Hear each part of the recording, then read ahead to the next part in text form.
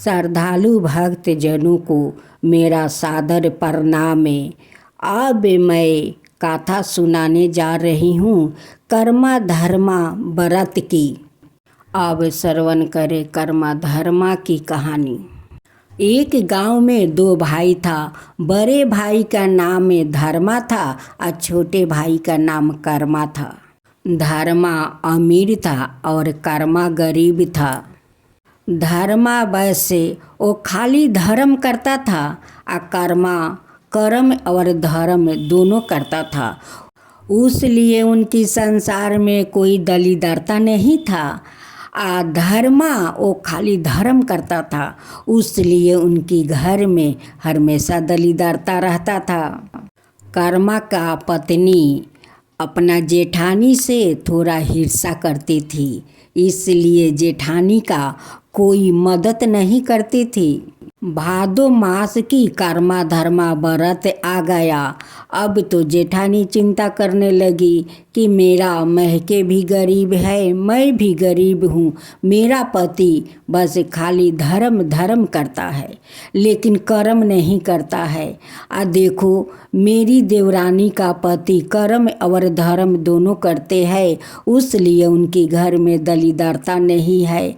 मेरा पति खास अगर वो भी कुछ कर्म कर लेता तो आज मेरा घर में दलीदरता नहीं रहता।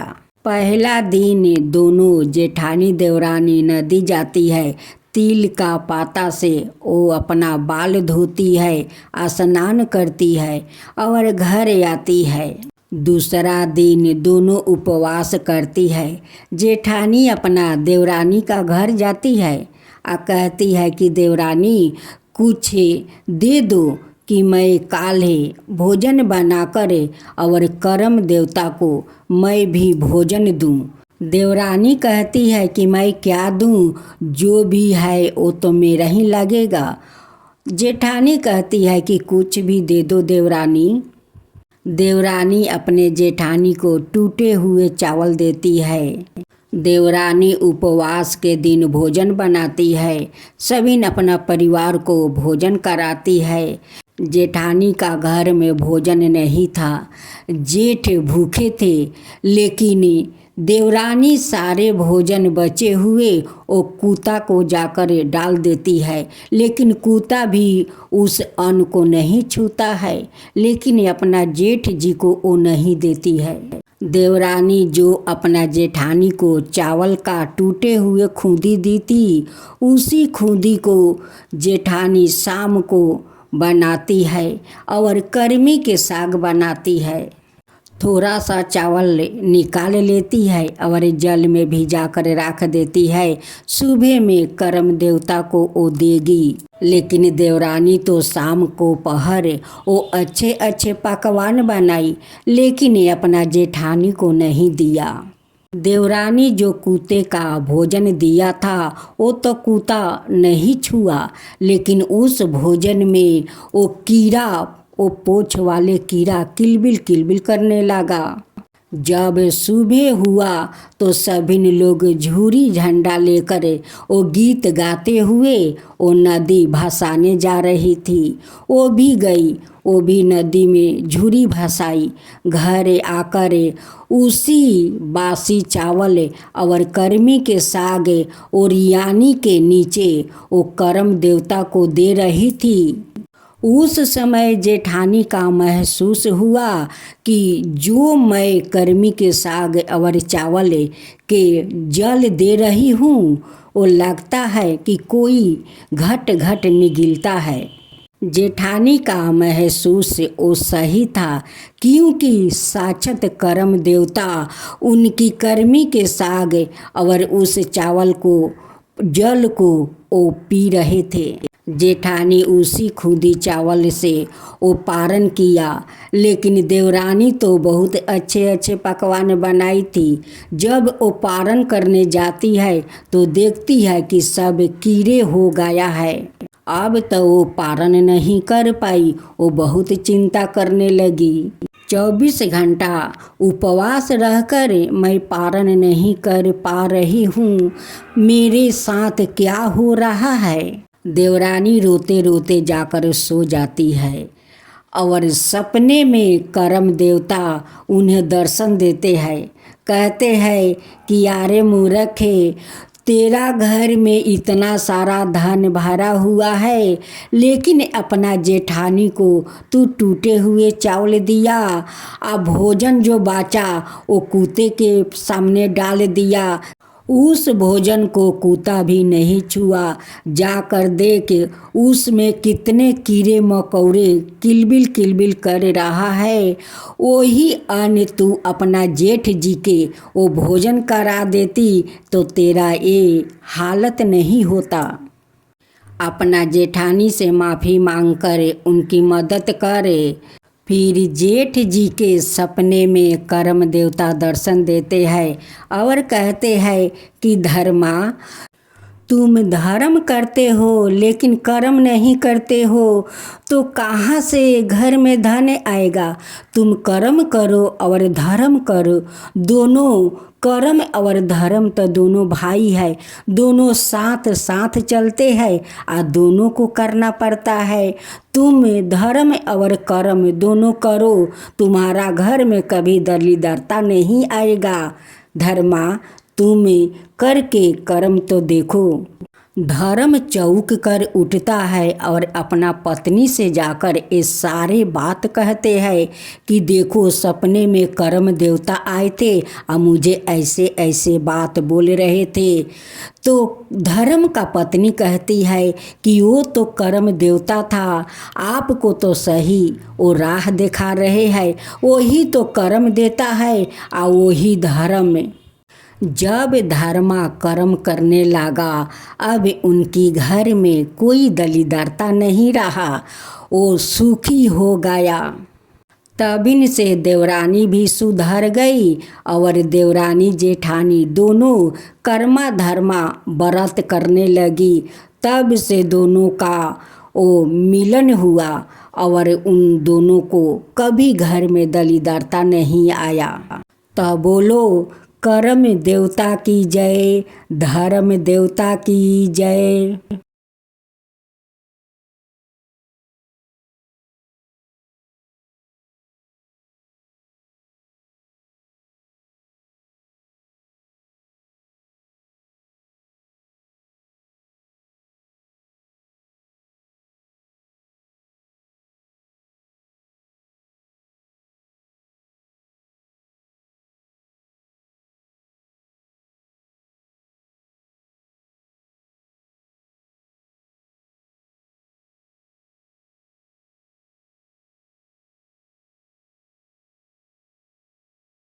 भादो मास शुक्ल पक्ष में सब बहिन अपना भाई के लिए कर्मा धर्मा व्रत उपवास करती है। शाम को पहर नदी नहाने जाती है, तिल के पत्ते से माथा धोती है। कर्मा धर्मा व्रत सभी कुंवारी लड़कियां करती है। घर की जितने बहुएं हैं वो लोग भी करते हैं। उनकी महके से भाई फल फलहारे सिंगारे कपड़ा सब कुछ लाते हैं। उसी कपड़ा को पहनकर बहन कर्मा धर्मा व्रत करती है। इस व्रत को सभी स्त्रियां अपना भाई के लिए करती है। बहुत पुरानी बात है। मध्य भारत के वनों में एक आदिवासी गांव था जहां लोग प्रकृति के साथ तालमेल में जीवन जीते थे। वो धरती जल अग्नि बाहु और आकाश को देवता मानते थे और पेड़ पौधों नदियों पहाड़ों की पूजा करते थे। इन्हीं श्रद्धाओं में एक देवी थी जूरगार माता, जिन्हें भाद्रपद माह में विशेष रूप से पूजा जाता था। यह पूजा बरस ऋतु के अंत और फसलों के पकने से पहले की जाती थी। जूरगार माता को बीमारी हरने वाली, घर की रक्षा करने वाली और खेती की रक्षा करने वाली देवी माना जाता था। जूरगार माता की लौकिक कथा कहा जाता है कि एक समय गांव में एक अज्ञात बीमारी फैल गई थी। बच्चे, बूढ़े और जवान सभी पीड़ित हो रहे थे। ना तो वैद्य की दवा असर कर रही थी और ना टोटका काम में आ रही थी। तभी गांव की एक वृद्धा माई बुढ़िया ने बताया कि यह जूर कोई साधारण रोग नहीं, बल्कि जूर नाम का आत्मा का प्रकोप है और इसे शांत करने के लिए जूरगार माता की पूजा करनी होगी। गांव के सब लोग इकट्ठा हुआ। उन्होंने मिलकर मिट्टी की छोटी छोटी मूर्तियां बनाई। नई फसल के अन्न, महुआ, तारी, फूल और जंगल की जड़ी बूटियों से माता का पूजन किया। रात भर गीत और नृत्य किया। ढोल मजीरा बजाकर जागरण माता को मनाया गया। अगली सुबह चमत्कार हुआ। बीमारी लोग ठीक होने लगे। गांव में शांति फैल गई। तभी से हर साल भाद्रपद महीने में जूरगार पूजा की परंपरा शुरू हुई। यह पूजा विशेष रूप से महिलाएं करती है अपना भाई के लिए।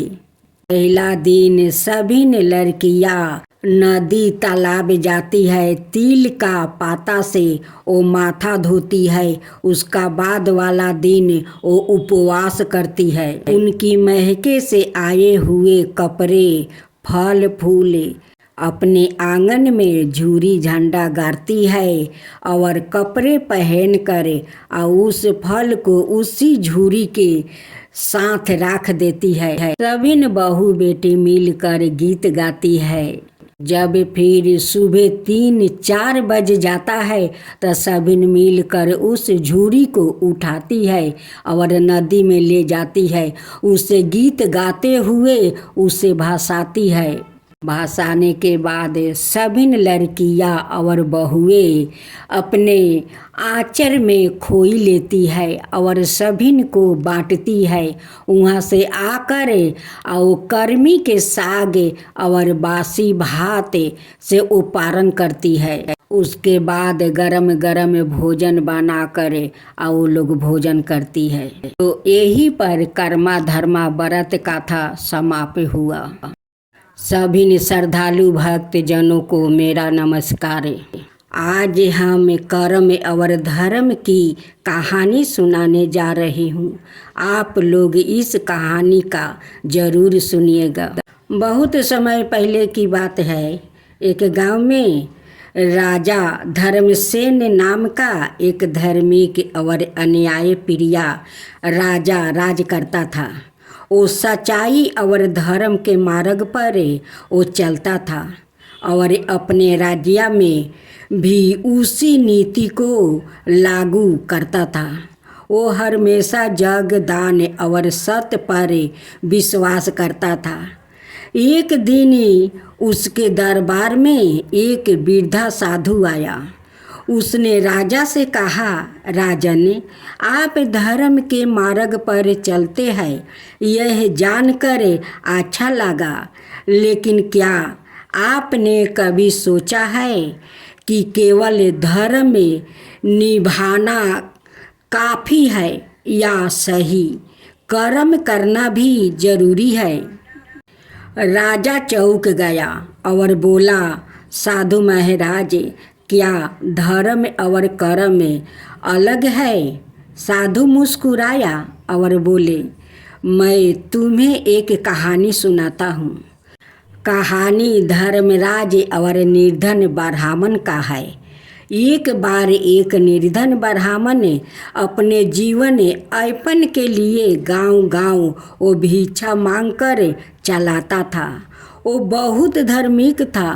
प्रतिदिन पूजा करता, नियम पालन करता और किसी को दुख नहीं पहुंचाता।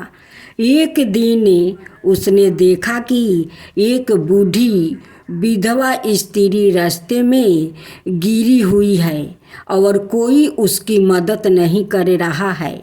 ब्राह्मण सोचने लगा, मेरा धर्म है कि मैं सूर्यास्त से पहले घर लौट जाऊं और संध्या वंदना करूं। अगर मैं इस स्त्री की मदद करता हूं तो पूजा का समय छूट जाएगा। यह सोचकर वो स्त्री की मदद किए बिना वहां से चला गया। दूसरी ओर एक किसान आया। वो पूजा पाठ ज़्यादा नहीं करता था, लेकिन दिल से दयालु और सहायक था। उसने उस विधवा की मदद की, उसे पानी दिया, घर छोड़ा और उसके लिए भोजन भी लगाया।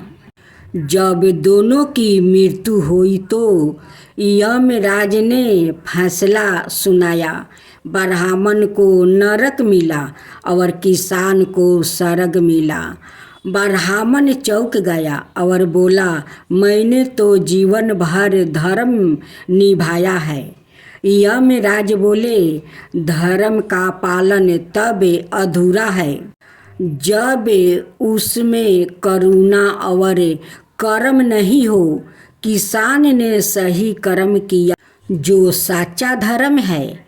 साधु ने राजा से कहा, राजन, धर्म का अर्थ केवल नियमों का पालन नहीं, बल्कि करुणा, अन्याय और सही कर्म करना भी है। धर्म वही है जिसमें मानवता बसती है।